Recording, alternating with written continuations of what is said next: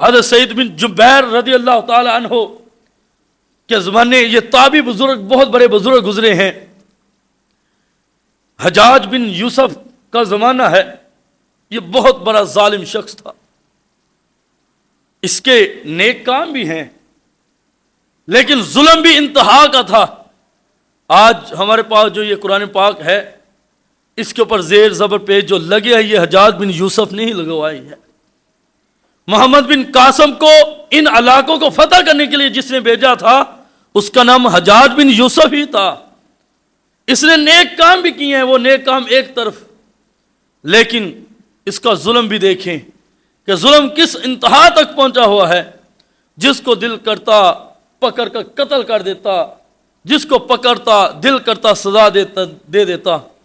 حضرت سعید بن جبیر رضی اللہ تعالی عنہ آپ کے سامنے جب حجاج بن یوسف کا نام لیا گیا تو آپ نے فرمایا حجاج بن یوسف بہت بڑا ظالم شخص ہے, یہ ظلم کرنے والا ہے, یہ ظالم شخص ہے. تو حجاج کو جب پتہ چلا تو حضرت سعید بن جبیر رضی اللہ تعالیٰ عنہ کی بارگاہ میں بلایا اپنی اور کہا اے سعید تو نے مجھے ظالم کہا ہے. تو آپ رضی اللہ تعالیٰ عنہ فرمانے لگے ہاں میں کہتا تو ظالم شخص ہے, اپنے ظلم سے باز آ جا وگرنہ اللہ رب العزت کی لاٹھی بڑی بے آواز ہے. اپنی ظلم سے باز آ جا. حجاج بن یوسف نے کہا اسے پکڑو اور اسے جو ہے وہ قتل کر دو. تو حضرت سعید بن جبیر رضی اللہ تعالیٰ عنہ مسکرانے لگے. جب مسکرانے لگے تو حجاج کو غصہ آیا کہ میں نے ایک اسے سزا دی ہے اور دوسرا میرے سامنے مسکرا رہا ہے. وجہ پوچھی تو سعید بن جبیر رضی اللہ تعالیٰ عنہ فرمانے لگے اے حجاج میں اس بات پر مسکرایا ہوں کہ آج میں حق کے سامنے ڈٹ گیا ہوں اور میں واضح کہتا ہوں کہ ظالم شخص ہے. یہ ایک جان کیا ہے, اگر سینکڑوں جانیں بھی ہوتی تو وہ ساری کی ساری جانیں میں اللہ رسول کے نام پر قربان کرنے کے لیے تیار ہو جاتا. سعید بن جبیر کہنے لگا اسے پکڑو اور اسے جو ہے وہ قتل کر دو.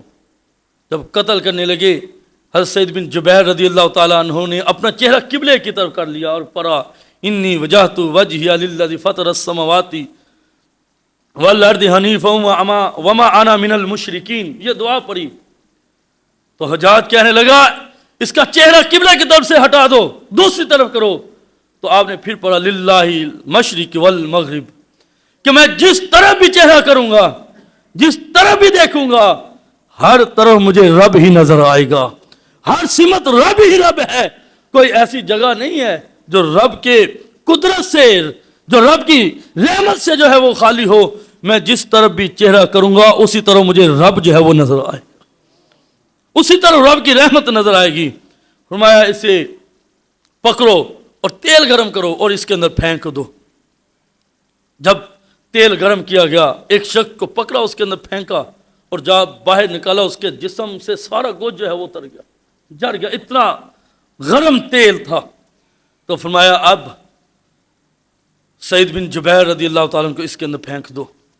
جب پھینکنے لگے تو حضرت سعید بن جبیر رضی اللہ تعالیٰ عنہ کی آنکھوں میں پھر آنسو آ گئے, رونے لگے. حجاج سمجھ گیا شاید یہ اب تائب ہو گیا, توبہ کر لے گا, اب مجھے ظالم نہیں کہے گا.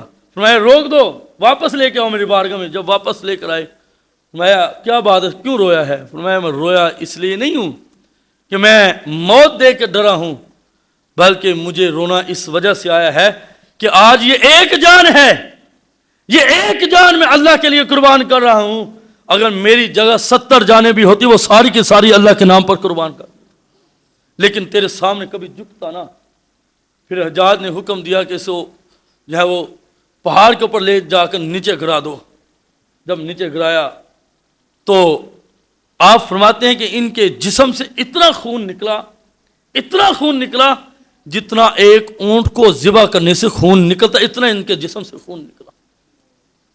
حجاج نے کسی دنا کو بلایا اور بلا کر پوچھا پہلے بھی لوگوں کو قتل کیا لیکن اتنا خون نہیں کسی کا نکلا, اتنا خون کسی کا نہیں نکلا جتنا آج سعید بن جبیر رضی اللہ تعالیٰ عنہ کا خون نکلا ہے.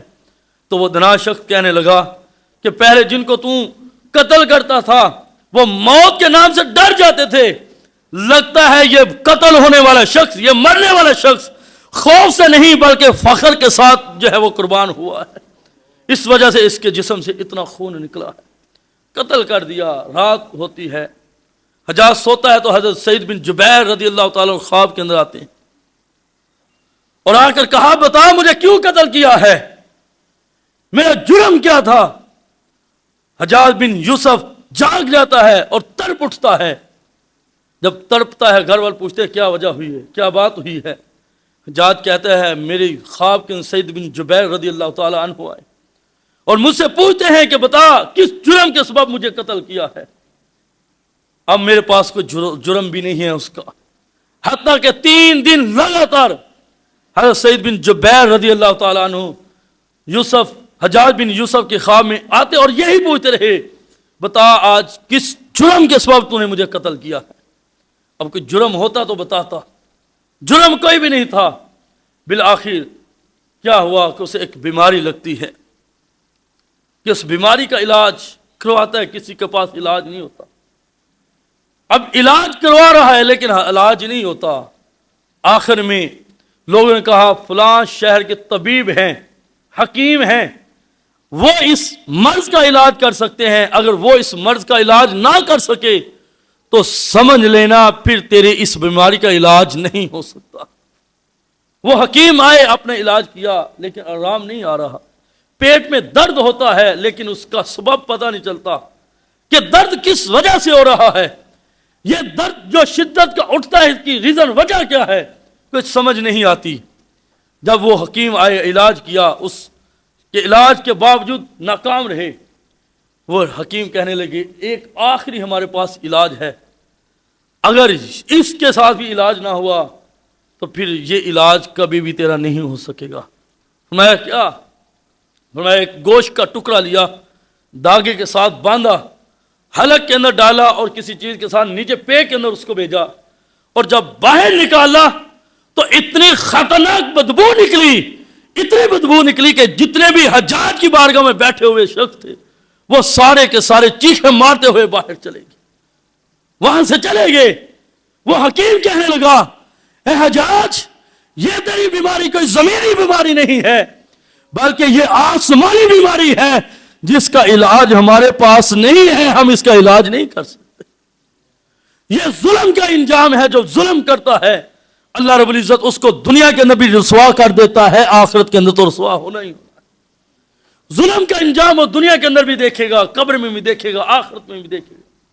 جو ظلم کرتا ہے لکھا ہے کہ وہ آخری وقت میں نفسیات کا مریض ہو کر مرتا ہے، اسے پتہ ہی نہیں چلتا کہ میں نے کیا کرنا ہے، اتنا وہ اپنے نفسیات کا مریض ہو جاتا ہے۔